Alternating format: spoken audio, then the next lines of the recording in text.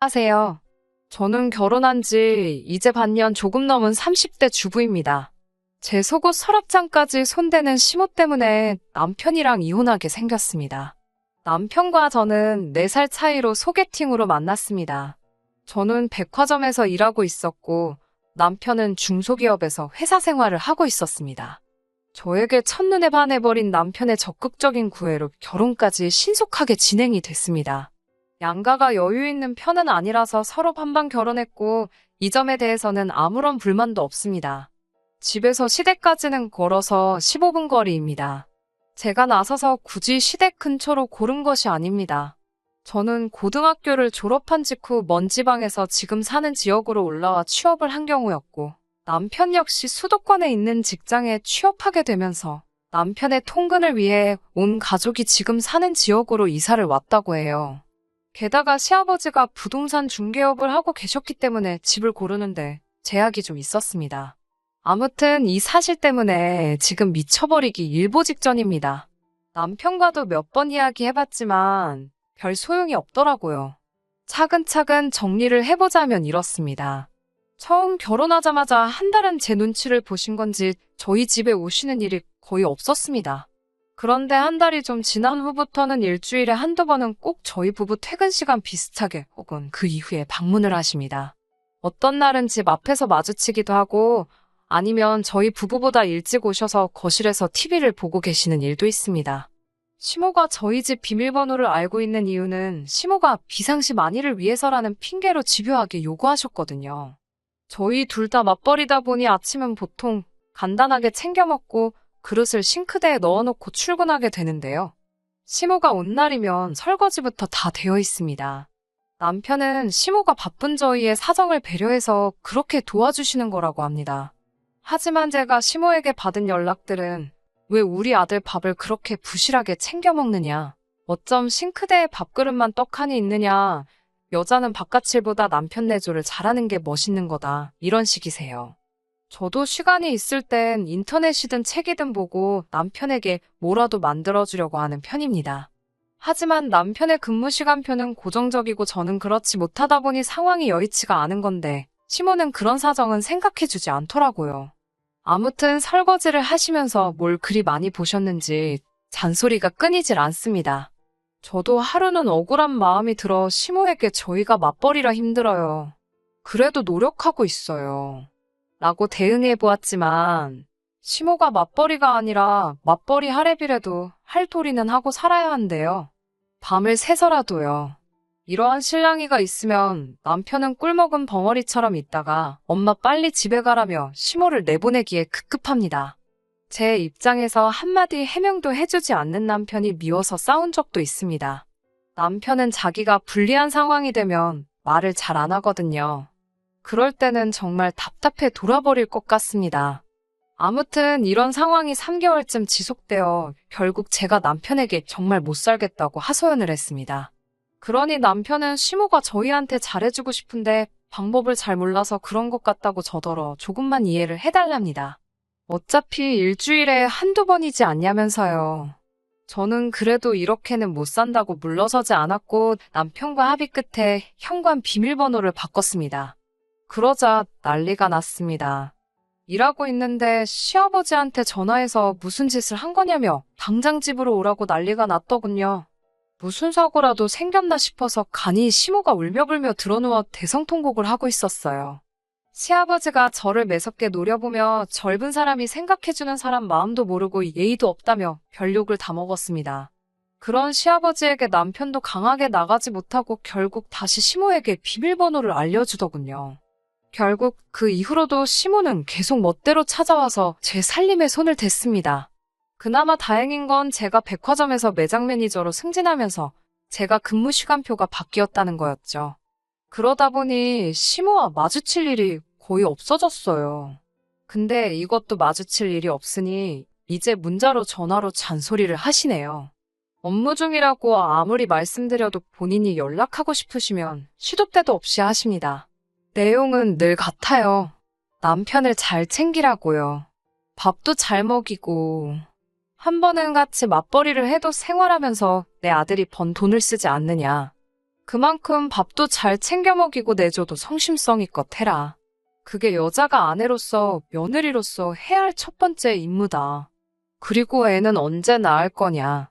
아들을 낳아야 한다. 내조를 잘하면 그게 다 복으로 돌아와 아들을 낳을 수 있을 것이다. 그리고 이뿐만 아닙니다. 처음에는 긴가민가 했는데 요즘에는 시모가 제 물건에 손을 댄다는 확신이 들더라고요. 예를 들어 저는 깔끔하게 서랍 안을 정돈하는 걸 좋아합니다. 항상 사용한 물건은 제자리에 두는 게 제 습관이에요. 그런데 한 번씩 서랍 속 물건들이 위치가 바뀌어 있습니다. 크게 티가 나게는 아닌데 주인은 알아볼 수 있는 그런 미묘한 변화가 있더라고요. 화장대 위 기초 제품들의 위치가 바뀌는 일도 있고 서랍장 옷장 안에 옷들의 배열이 바뀌는 일도 있었습니다. 심지어 속옷까지도요. 남편에게 혹시 시모가 안방에 들어오시는 걸 알고 있냐 물으니 저더러 증거 있냐고 하더라고요. 그래서 제가 이렇게 저렇게 바뀌어 있더라 설명을 하니 저더러 네 기억이 100% 맞다고 어떻게 장담하냐고 저더러 적당히 하라고 하더라고요.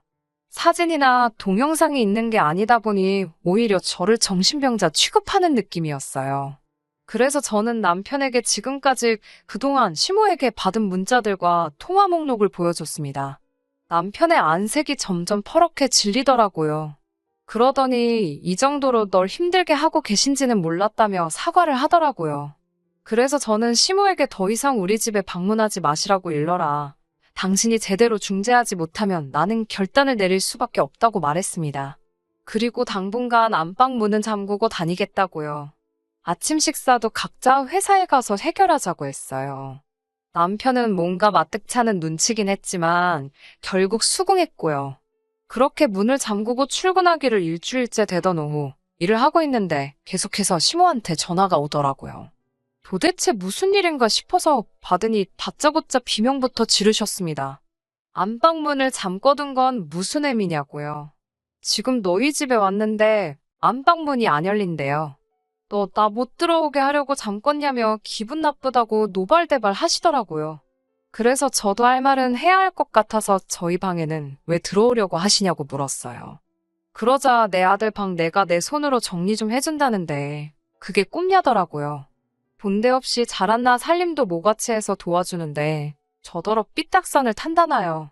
저는 정중하게 안방은 부부의 개인 공간이고 어머님의 도움 없이도 제가 잘 정리할 수 있으니 걱정은 안 하셔도 된다고 말씀드렸어요. 제 물건에 손대지 말아달라고요. 그러자 시모가 자기를 도둑 취급하냐고 또 혼자 마음대로 오해를 하시더군요.